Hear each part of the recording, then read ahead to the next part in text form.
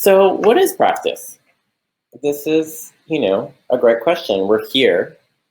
So, clearly, that's something that interests you. And I guess, you know, the definition can be a little bit gray, it can have a little flow to it. But one of the big things is that it's intentional. This is something that we're setting aside this moment to do this thing. And whether that's a daily practice or just a individual practice that we do once a week, we are really we're kind of stepping up to the plate with a really clear idea of what we're about to do, how much time we're going to take for it, and if it gets extended, that's great. It's often embodied, even if I'm just sitting, doing a meditative practice, I'm still really here in my body. I'm kind of aware of where I'm at. It's very specific. So when I get ready to enter into my moment of practice, I'm kind of clear about how this is going to unfold. So if this is something that I take a certain amount of time for, I set intentions and I'm clear about what I'm doing here, I enter into it with my body. That's, I guess, how we're going to define a practice loosely. So if any of you have done any webinars with me before, you'll know I love this little graph. I think this is really important, and talking about this arousal can help us to understand actually what's going to be the best practice for us. This is kind of taking us in that direction. So as you can see on the left-hand side, we have some of the more challenging aspects of high arousal and low arousal. And you'll notice here that in the sort of stress area, I've written action alarm rather than fight or flight, as it's sometimes called. Now, the reason I wrote that is because I want to acknowledge that sometimes this can be a positive thing. We need some stress in our body. It kind of lets us know, oh, this is important, take this seriously, and maybe I should pay extra attention to what's going on around me. These things are really important. So we want to kind of acknowledge them in a way that doesn't necessarily make them always seem bad. And then on the bottom side, we have our kind of lack of motivation, depression. This is, when we just can't get moving. And sometimes this is caused by a freeze response. That's why I sort of put this here. Freeze will be caused by high arousal, but then what can happen is that you just turn around and go straight back under the covers, right? If work has just been so stressful, that's what burnout is. It's kind of that point when we just try to get going and try to get moving on our way to work, and then that's it. The body just says, nah, freeze response, high arousal, freak out, turn around, back under the covers. And there we are in that kind of low arousal depressive space. On the top side of high arousal, we've got our excitement, our exercise, our kind of, sexual arousal, all of these things that are where we get the heart pumping and we get energy moving in the body in a really positive way, and not necessarily having to use cortisol and the stress function to sort of pump all that through the body. Now, the point of this is that some people are going to be more geared towards high arousal and some people are going to be more geared toward low arousal, and that has its positive and its negative qualities. If you're somebody who is often, high energy in the office, go, go, go, you probably also are more inclined to the type of exercise that's high energy, going to the gym, going for a run, something like that. If you're a stop and smell the roses person and you like to take things slow and ease into things and you pay attention to what's going on around you and you find it easier to connect with the present moment, then you might also deal with sometimes lack of motivation or depression. And it's not to say that these things always go together, but we need to become aware of where we're sitting on this chart, and that's going to help us to know what we need. So sometimes we need a bit of opposite, sometimes we need a bit of same. And also this chart can help us to know what type of practice is actually going to cover everything. So that's kind of where we're headed next, finding the right fit. Now, there's a reason why yoga and martial arts like Qigong and Tai Chi have been so popular for such a long time. And if we take yoga, for example, this is strength training, flexibility training. These things make us more resilient, and deep breathing triggers the body into a natural rest and digest response, and mental focus helps us to be in the present. And when we're in the present, we're also giving the nervous system a break, and from worrying, from analyzing, from planning, all these things, which again leads to a rest and digest response. So when we go back to that previous chart, we see that this is actually covering things on both sides of this. And we know that there's different types of yoga, right? Sometimes it's more active and more physical, and sometimes it can be more yin and more gentle and associated with breath. So when we also take these other martial arts, Tai Chi, linking breath and movement together, a major difference between Tai Chi and yoga is the aspect that is the breath is constant. So there's always a motion and there's always a breath, and they're all kind of taking place together ongoingly. And, Qigong is similar in this way, that it becomes natural. Qigong is something where you might practice, and just like in a yoga class, it could be different each time. But Tai Chi is often done as a set. And, you learn the original set, and then you kind of add on to that as you go. And so when you're practicing the same thing day after day, it starts to become that you don't even need to think about it.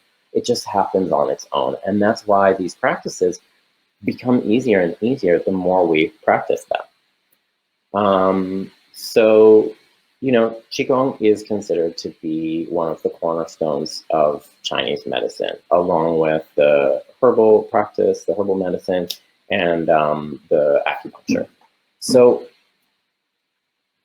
I think that that's important when we consider that this science has been around for thousands and thousands of years, and that it's very integrated with the practice we have with ourselves. So we're not only counting on those outside forces of the medical system and whatnot to care for us, we're actually, building this into our own daily life. Now, other things that might be integrated with practice are meditation, mindfulness, which we will get into a little bit later with doing something guided. Of course, there's, weight training, and something that we can do when we create our own practice. If we want to emulate these things like yoga or martial arts, we can link breath and movement together. And that's all we really have to do. I mean, even right now, if it's possible to just breathe in, raising the arms up, take an out breath, slowly letting the arms back down. If you have enough space, maybe you can go outward, breathing in, letting the arms back down. Now this might seem slow, but it's still moving energy in the body. It's still creating a force of qi that's circulating within the body. That's, the heart rate will raise in time, even with these slow type of movements. And we can kind of take it as far as we want to take it. If we're somebody that does need more strength training, then we can create a practice for ourselves that, the focus might start out with push-ups and sit-ups and things like that. And then once we've used up that energy, if that's something that we're more inclined to, then we might find it easier to rest. Has anybody noticed, for example, that, after a big workout, just that feeling of kind of calm and serenity. Can anybody in the chat pop in and say if you've experienced anything like that? Or even the way we take Shavasana at the end of the yoga class. And in that moment, it's like we've all tried to do meditation before, but that one at the end of the yoga class is the one. And it's just so easy to just let go and sink into it, right? So this is where we're, looking at this and we're seeing how as we work in this top right-hand corner, it also enables us to then drop in more easily to what is in the bottom corner. And really that parasympathetic nervous system response, that rest and digest response, that's what we're aiming for. It's like a nap for the nervous system, that moment. So yeah, I can see a lot of people are on the same page with this, right? We can see how these things fit together.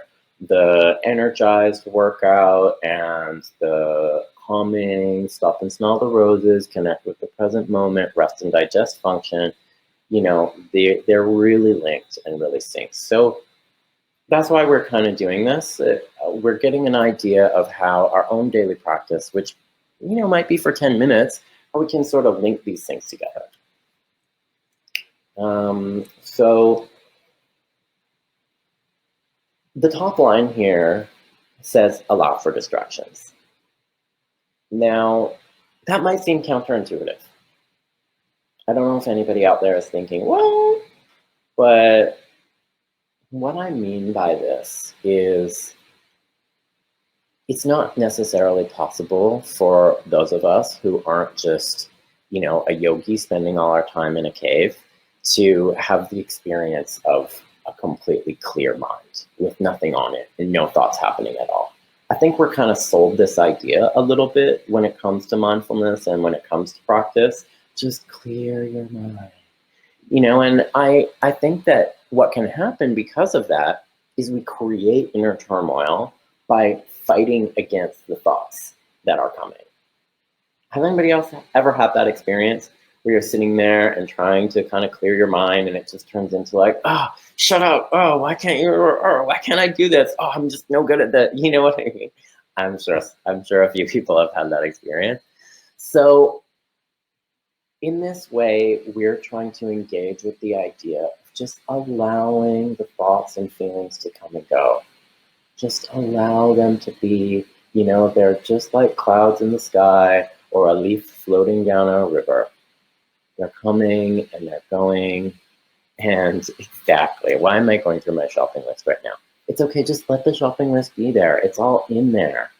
And yeah, struggling to even focus on this session for sure. I mean, how many of us watch TV and scroll on our phone at the same time and are doing 7 different things?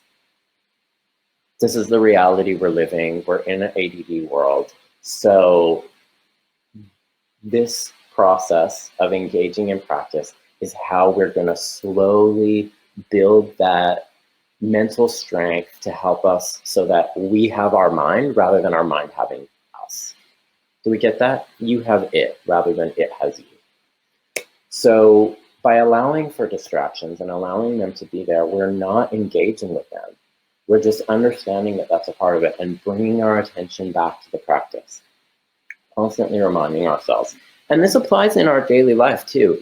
Are you ever finding yourself obsessing over something that you said earlier, that sense of kind of regret and what have I done, or I said that wrong, or I did the wrong thing, and it's just there in your head, right? And of course, the more you try and say, oh, why can't I stop thinking about this? The more you give it power and the more you can't stop thinking about it. So we're through learning this ability in practice to allow thoughts to come and go and to just be with them, we are learning to be more present in our daily life also. So you might want to take some time to figure out, what your intentions are behind having a practice.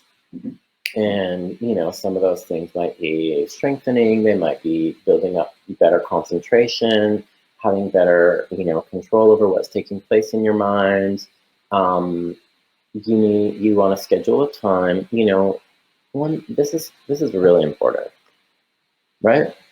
I mean, everybody's here because somehow they feel like they could benefit from this. So let's make it important. We took the time to schedule this meeting and to sit here.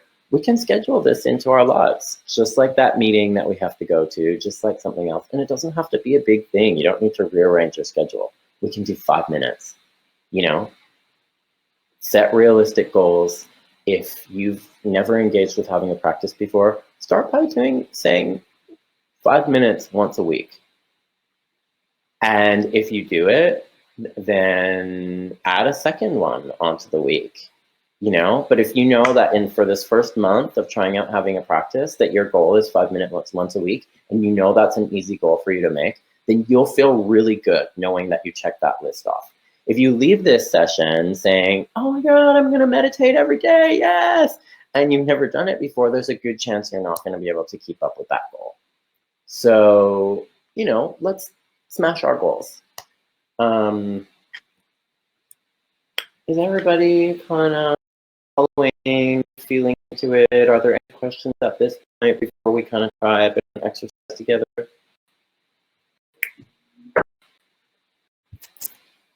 All right, looks clear in the chat. So when we're talking about an actual mindfulness practice, there are a lot of different options that we can explore. You know, I already mentioned not finding distractions. There's a lot of meditations that are focused on the breath and following the breath. There are a lot that are, you know, called 5 sense meditations, where you're connecting to what you can hear, what you can see, you know, what you can feel. There's body scans, progressive muscle relaxation. There are all these things, right? And the idea is to figure out what works for you. You know, some of these things like yoga, tai chi, etc., that we talked about before. So we're focusing on the body, we're focusing on the environment, we're focusing on the breath, and all of these kind of things at the same time. So that takes up a lot of space and mental focus, which helps us to then, you know, there's no real room for all those thoughts and distractions that are coming. And when they come, we're already automatically guided back. So we're just going to do a little exercise here. Maybe just settle in, you know, like we did before, have a little stretch, get in your body, do what you need to do to feel really grounded into this moment. And I'm just going to start to become aware of gravity. Feel free to close your eyes if that feels comfortable. And imagine gravity as just one of the many invisible forces we fight against throughout the day. Some of them we notice, some of them we don't notice. In this moment, see if you can let gravity win. Just allow yourself to feel heavy. The legs go out in front, the backside sinks into the chair. Really landing. Almost like you have a weighted blanket on you.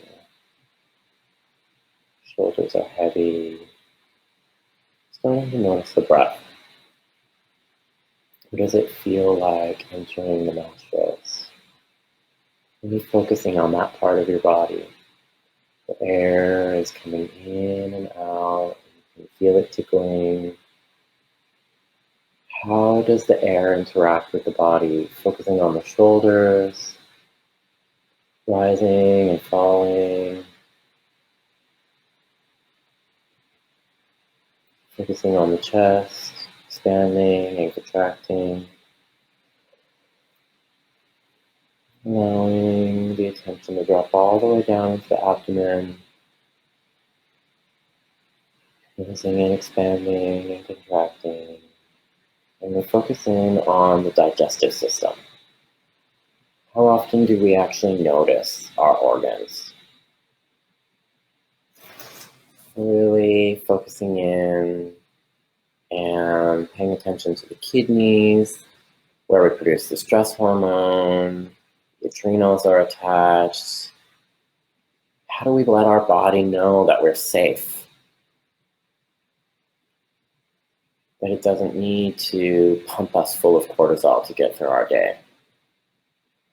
Breathing into the liver and the stomach, and The heart and the lungs working together, pumping oxygen around the body.